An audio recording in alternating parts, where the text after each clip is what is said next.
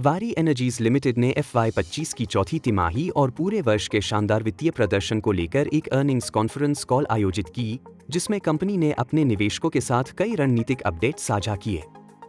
इस वीडियो में हम वारी की ग्रोथ, तकनीकी प्रगति, अंतर्राष्ट्रीय विस्तार और FY26 के मजबूत गाइडेंस को सरल हिंदी में समझाएंगे। वारी ने FY25 में 14,846 रुपए करोड़ का रेवेन्यू दर्ज किया और 3,123 रुपए करोड़ का एबिटा हासिल किया, जो युवाए आधार पर 72.59% की ग्रोथ है। Q4 FY25 में कंपनी ने 4,140 रुपए करोड़ की आय और 1,059 रुपए करोड़ का एबिटा रिपोर्ट किया, जिसमें एबिटा मार्जिन 25.59% तक पहुंच गया, जो पिछले साल की तुलना में 900 बेसिस पॉइंट्स की बढ़त है। नेट प्रॉफिट 1,928 रुपए करोड़ रहा, जिसमें 51% से ज्यादा ग्रोथ देखने को मिली। कंपनी की ऑर्डर बुक 47,000 रुपए करोड़ के स्तर पर बनी हुई है और FY26 के लिए वारी ने 506,000 करोड़ एबिटा गाइडेंस दिया है।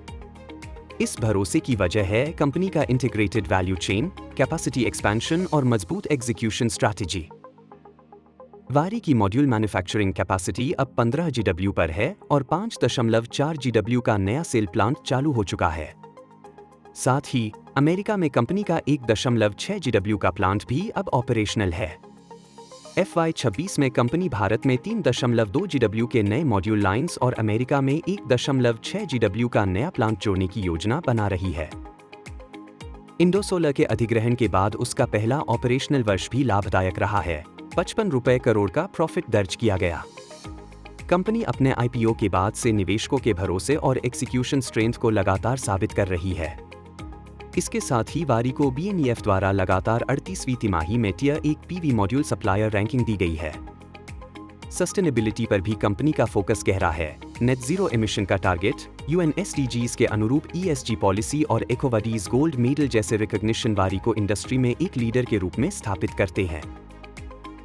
फ्यूचर ग्रोथ के लिए कंपनी ने IIT बॉम्बे के साथ R&D पार्टनरशिप कर रखी है, जिससे पेरोव्स्काइट टैंडम सेल्स जैसी कटिंग एज टेक्नोलॉजीज कमर्शियलाइज की जा सके।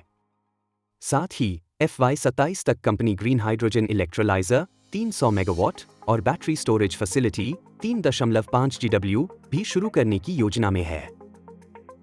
अमेरिका में 14% बेस टैरिफ और संभावित 26% फ्लैट टैरिफ को लेकर चिंताओं के बीच वारी का डुअल मैन्युफैक्चरिंग मॉडल, इंडिया और USA दोनों में फैक्ट्रियां, उसे फ्लेक्सिबिलिटी और हेज प्रदान करता है। कंपनी का लक्ष्य है कि हर परिस्थिति में एबिटा गाइडेंस को कायम रखा जा सके। DCR सेगमेंट में कंपनी की सेल कैपेसिटी का रैंप अप FY26 में तेजी से होगा और PM सूर्या घर योजना व कुसुम जैसी योजनाओं के चलते इस मार्केट की मांग 10-15 GW तक पहुंच सकती है। FY26 में इस DCR सेल्स से मार्जिन एक्सपेंशन की पूरी उम्मीद है। HJT हेट्रोजंक्शन मॉड्यूल्स के साथ 130 W पीक सर्टिफिकेशन के साथ कंपनी नीश हाई परफॉर्मेंस सेगमेंट में कदम रख रही है, लेकिन फिलहाल TOP कॉन मॉड्यूल्स ही इंडस्ट्री का मेन स्ट्रीम रहेंगे। कुल मिलाकर वारी एनर्जीज FY25 में एक रिकॉर्ड साल के बाद FY26 में कंसोलिडेशन और एक्सेलरेशन की रणनीति के साथ आगे बढ़ रही है। एक ऐसी कंपनी जो मैन्युफैक्चरिंग से लेकर पावर इंफ्रास्ट्रक्चर तक भारत की ऊर्जा क्रांति में अहम भूमिका निभा रही है। अगर आप रिन्यूएबल एनर्जी या सोलर मैन्युफैक्चरिंग स्पेस में निवेश के बारे में सोच रहे हैं, तो वारी की ये कॉल समरी आपके लिए बेहद महत्वपूर्ण साबित हो सकती है। यह वीडियो केवल निवेश जागरूकता और शैक्षणिक उद्देश्य से है। निवेश करने से पहले अपनी रिसर्च जरूर करें या किसी SABI रजिस्टर्ड निवेश सलाहकार से सलाह लें।